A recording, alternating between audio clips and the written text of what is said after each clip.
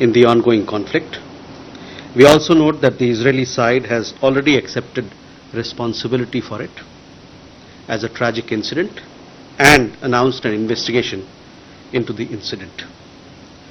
क्या भारत में बनने वाले हथियार गलत हाथों में जा रहे हैं? क्या इन हथियारों का गलत इस्तेमाल हो रहा है?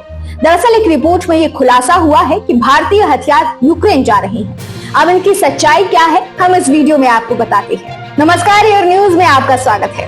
भारत से बनकर एक्सपोर्ट होने वाले हथियारों की निगरानी रक्षा मंत्रालय ने बढ़ा दी है।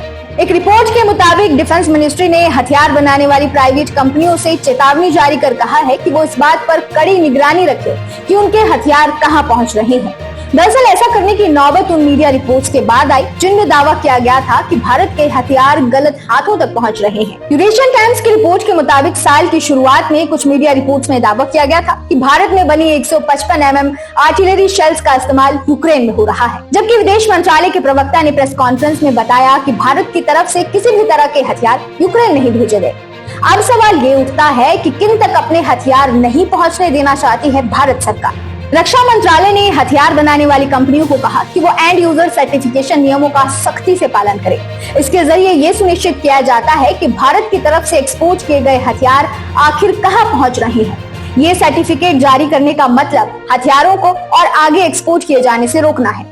फिलहाल भारतीय कंपनियों ने यूक्रेन, तुर्की, चीन और पाकिस्तान को हथियार बेचने पर पाबंदी लगाई है। रक्षा विशेषज्ञों का मानना है कि गलत हाथों से सरकार का मतलब है कि भारत से भेजे गए हथियार उन संस्थाओं और देश तक नहीं पहुंचने चाहिए जिन पर किसी भी तरह की पाबंदी है। इनमें खासकर आतंकी संगठन है जिन्हें इंटरपोल और भारत सरकार ने बैन किया हुआ है। वहीं कुछ दिन पहले स्पेन ने ये दावा किया था कि भारत से विस्फोटक लेकर इजराइल जा रहे जहाज को उन्होंने अपने पोर्ट पर रुकने की इजाजत देने से इनकार कर दिया।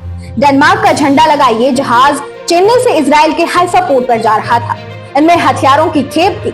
हालांकि ये नहीं बताया गया कि ये हथियार भारत के थे या किसी और देश के। जब विदेश मंत्रालय से इस पर सवाल भी किया गया तो प्रवक्ता रणधीर जायसवाल ने कहा कि उन्हें इस बारे में कोई जानकारी नहीं है। अब इस पर यूएन का क्या दावा है वो भी आपको बताते हैं।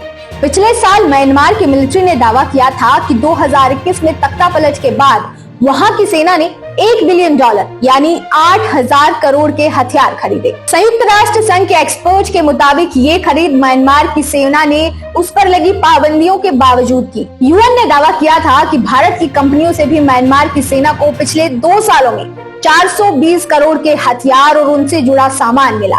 यूएन की रिपोर्ट में ये भी कहा गया था इस बात के पुख्ता सबूत है कि सेना ने इन हथियारों का इस्तेमाल लोगों के खिलाफ हिंसा करने में किया। इसके बावजूद कुछ देशों ने बिना रुके सेना को हथियार पहुंचाए।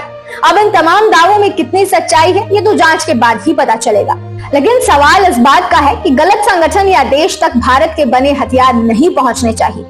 ऐसी ही खबरों के लिए आप जुड़े रहिए एयर न्यूज के साथ। नमस्कार।